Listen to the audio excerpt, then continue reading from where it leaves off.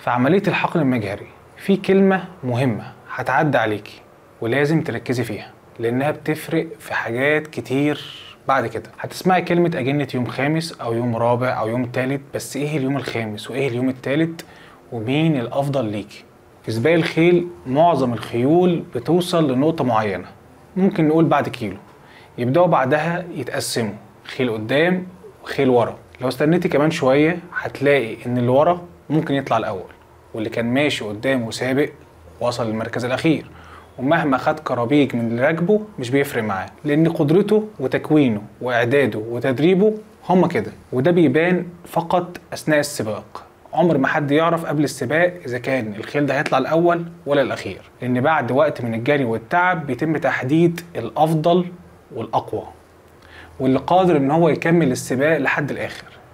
ده مثال بسيط للي بيحصل في عملية اختيار الأجنة في الحقن المجهري. بعد ما يتم سحب البيضات وتلقيحها، اليوم ده الأجنة بيكون عمرها 0 أو 0، ودي لحظة ضرب المسدس لانطلاق الأجنة. ده بيحصل جوه حضانات في أوضاع فيزيائية معينة واللي بتشابه رحم الأم. بيتم متابعة الأجنة دي عند اليوم الثاني واليوم الثالث. دكتور المعمل بيشوف عدد الخلايا اللي موجودة في كل جنين، طبعا ده بيكون تحت الميكروسكوب، بيعلق على جودتها وعلى أساسها بيحدد الجنين ده جنين درجة أولى بيرفكتو ولا درجة تانية وهكذا، وبياخد القرار مع دكتور النساء. لو الأجنة دي كويسة وتمام هتكمل السباق شوية لحد اليوم الرابع والخامس، وهنختار ساعتها الأحسن منهم.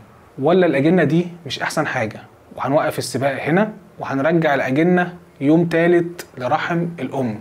رحم الأم على فكرة هو أفضل حضان للأجنة موجودة على الأرض. انتظارنا لليوم الخامس بيقلل عدد الأجنة الخاصة بيكي، واللي قلنا إنها بدأت السباق، وبيتم فقد عدد من الأجنة في خلال السباق ده.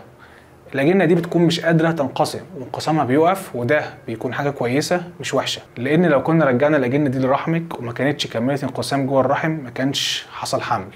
عشان كده لو دكتور المعمل شايف ان اليوم الخامس افضل لوضع الاجنه بتاعتك فده خبر حلو جدا، لان اقوى الاجنه هي اللي هترجع لرحمك واللي هتزود فرص الحمل عندك.